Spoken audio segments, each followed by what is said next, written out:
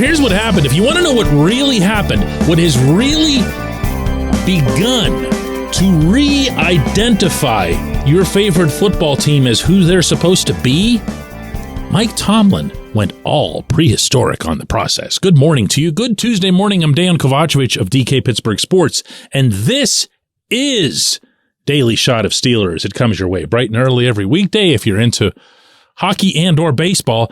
I also offer daily shots of Penguins and Pirates. Same place you found this. Hope you'll check those out as well. Every time this head coach has gotten in trouble, and I'm not talking about his job status here, obviously. Every time his Steelers have gotten in trouble, what has he done? I'm going to leave you to think about that for a second. What has he done? What approach has he taken? What has he emphasized the following week in practice?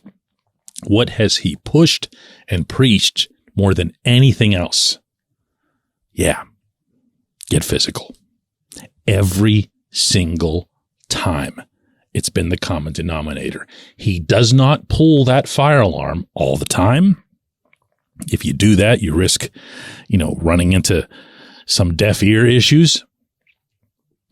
But whenever it's, let's say, 2-3 losses in a row, or 2 or 3 lackluster performances in a specific area in a row, what Tomlin will do is the polar opposite of going to the chalkboard and trying to scheme his way out of this or that. He's not going to panic, and he's not going to replace players, no matter how much people like you or I will clamor for it in public. He doesn't care about that. He considers that to be noise. When he gets right down to it, when he shows up for work, not Tuesday of that week, not Wednesday of that week when they have the first practice, but Monday morning when he shows up for work, he is focused on finding a way to get his players to play more physically. Sometimes that involves having a little bit of a snarl. Sometimes it involves, wow, let's really revisit what our tackling techniques are. Sometimes, and I've heard this from a lot of participants over the years, it's just having a film session in which you and everybody else in your particular positional room really hears about it when your low light shows up on the screen. He'll circle you and say, really? Is that you? Is that what you consider to be a winning effort? Is that what you consider to be worthy of this uniform and this helmet and this legacy here? What can you expect at Point Park University in downtown Pittsburgh?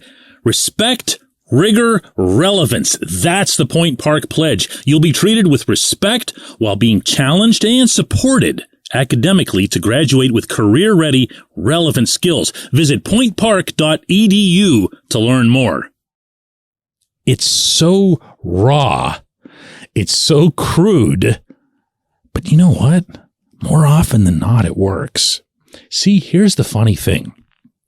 Football's gone through a lot of change over the last 20, 30 years. It's become obviously a much more passing league, a lot more skill, speed, and aerial in nature. A lot more of it happens than ever with the football flying through the air, where nobody's really getting hit. Nobody's doing anything that's punishing the other guy. The ball is just in the air.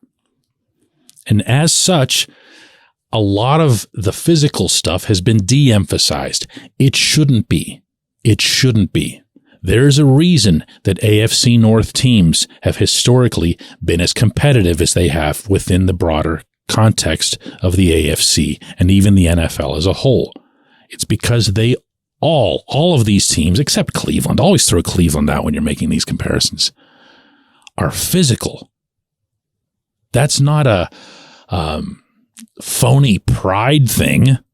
That's not a let's repeat some meme from 20 years ago thing. It's real. There are still not many teams in the NFL that could hang physically in the AFC North. I can think of a couple of good ones right off the top of my head. I know the Eagles could. And part of me feels like the Bills could as well, but it's not a long list. And in the AFC North, you're competing in that way. And it's always been Tomlin's preferred escape hatch from trouble. Well, now think of this offseason as a whole. And think of the players that he's brought in. Not just this past weekend. I know we're all still geeking out over the draft. I get that. I appreciate it. And the draft was loaded with these types of players. Goons was what Tomlin told Keanu Benton he wanted. I want goons here. Well, he got himself some guys who are certainly big, physical, and nasty enough to be anybody's welcome goons. Broderick Jones looks like he could take on an entire defense by himself, let alone whichever man is tasked with having to get past him.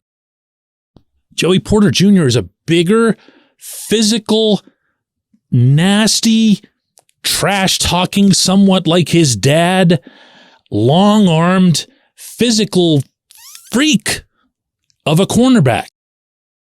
Is he as polished as you'd want him to be? Of course not. Hasn't taken a snap yet in the National Football League. Hasn't taken any instruction from an NFL coach. Give him time. But the traits that Tomlin was seeking were very much in play through this entire class, up and down. But to only discuss the draft class would ignore that this same mindset was evident all through the free agency signings. Isaac Seumalo comes in to fortify a position that, in all honesty, if the Steelers had just left it alone, not too many people would have said anything. Seumalo's a big-time guard.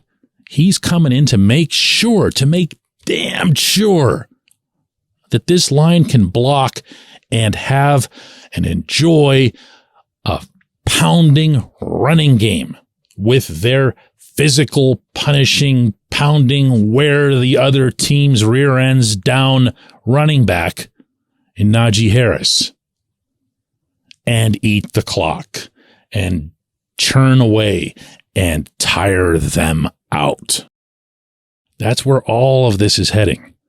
That's where all of this is heading, not just on the offensive side of the ball, which I just cited, but also the defensive side. Credit Omar Khan all you want. I've done it. I feel like I've gone over the top with it. But don't forget who sets the identity for this team. That's the head coach. When we come back, J1Q.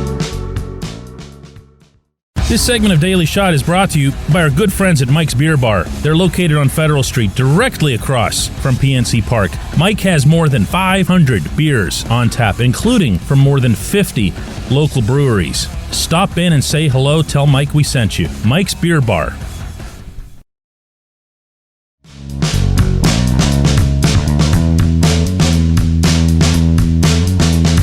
Today's J1Q comes from Jonathan, who says, "Hey DK, I know you don't bet, but with everyone raving about how great this NFL draft was for the Steelers and the team looking pretty darn complete, why are the Steelers' current odds for success so low?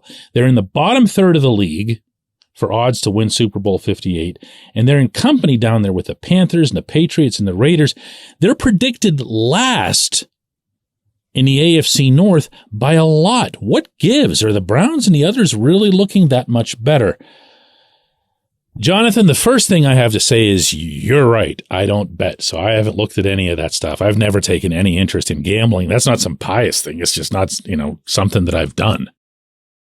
I have learned enough about gambling to know that the odds are set by the odds makers, but really they're based entirely on where the bets are going. So if you have an issue with any of this, you have to take it up with the people that are putting their money down. Now, I'm going to presume that a lot of the people who are putting their money down in the month of, April and now at the outset of May are going to know something about football. They're not just going to do it blindly. However, there also are people who are just going to look at last year's standings and just say, it'll be like this again. The same way that as you get closer to the coming season, you're going to see the Steelers predicted to be almost universally second or third or even fourth. You'll see Cincinnati first because Cincinnati is going to be listed first for quite a while because everybody knows and loves Joe Burrow. You're going to see Baltimore second because somehow, some way, the Ravens always seem to poke their heads up no matter what circumstances they're enduring at that moment. And then there's the Browns, who do a lot of off-season splashy things that fool people, fool their own people, meaning in Cleveland, and also fool people on the outside. How many consecutive years now has Cleveland claimed the NFL's spring championship? They should have parades every spring for everything that they get done every spring. What I will say to you, and presuming that you are someone who gambles, if you're seeing this situation, my guess is that you've got a pretty nice payoff, right? Isn't that how it works? Like if everybody's picking your team to finish last and you feel really, really confident, not in a fan way, but in a logical, deductive way, that they're going to be a lot better than people think, doesn't that pay better, right? So if you put down like $10, you get 30 back or something. I don't know how it works, okay? But I do know that the more of a reach that's in play with the odds, the more money you're going to make. So go stop complaining about it, Go put money down on them. But you didn't hear that from me because I'm not giving betting advice because as you can tell, I'd be the worst person ever at doing that. I think it's going to take people seeing the Steelers on the field do good things offensively for the broader football world, whether it's gambling or not, to take notice. Just like last year, it took a while for everyone to recognize who and what George Pickens can be. Just like the second half of the season finally showed everybody what Najee Harris could be. Just like those final handful of games in those late touchdown drives showed everyone what Kenny Pickett can be. And Pat Freiermuth and a couple other people. That doesn't happen right away, okay? People identify teams, yes, with who they are and who they've been, but also with who are their most prominent, visible names. And on the offensive side, that's still going to take some branding, so to speak, on the Steelers' part. I appreciate the question. I appreciate everybody who listens to Daily Shot of Steelers. We'll do another one of these tomorrow.